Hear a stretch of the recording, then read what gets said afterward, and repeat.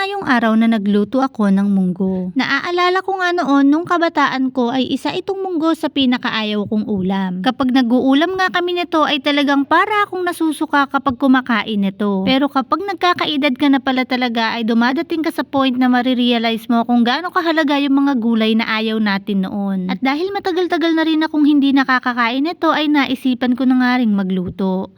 Papartneran ko nga pala yan ng pritong bangus at binarinade ko nga muna ito sa bawang, toyo at suka. Maglalagay din nga pala ako dyan ng konting paminta. At pagkatapos niyan mga mare ay imamarinade ko lang yan habang niluluto ko nga yung munggo na gulay na ipapartner ko para dito sa prito na gagawin ko. Napakasarap nga talagang kumain kapag ganito yung ulam na makikita mo. Pero nung kabataan natin ay talagang isa ito sa mga ayaw na ayaw natin. Eto na nga at sisimulan ko na nga ang pagluluto. Naglagay lang pala ako dyan ng konting mantika at pagkatapos niyan ay igigisa ko nga yung bawang at sibuyas. At maya-maya nga ay ilalagay ko na nga rin yung kamatis. Igigisa ko nga lang ito hanggang sa medyo lumambot na yung kamatis at maya-maya lang rin ay ilalagay ko na nga yung munggo. Pagdating nga pala sa pagluluto ng munggo ay mas maganda kung ibababad mo siya ng isang buong araw. Yun kasi ang sinabi sa akin ng nanay ko kapag nagluluto nga siya ng munggo. Para kapag ginigisa mo nga ay pwede mong durugin ng munggo gaya na lang nitong ginagawa ko. Mas maganda nga kung durog na durog para kahit papano ay hindi malalasahan ng mga anak natin.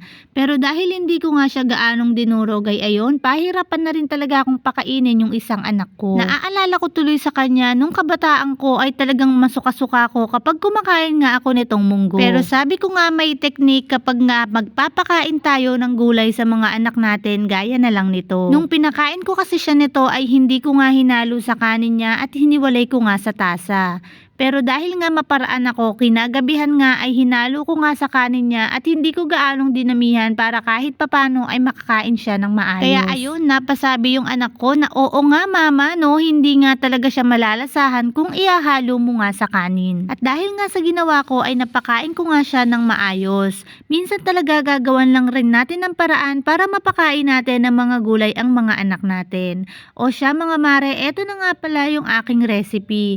Hindi ko na nga sa inyo na ipaliwanag dahil alam ko naman na alam nyo na kung paano lutuin yung mga niluto ko. Shinare ko lang sa inyo kung ano nga yung experience ko sa pagluto ko ng munggo para sa mga anak ko.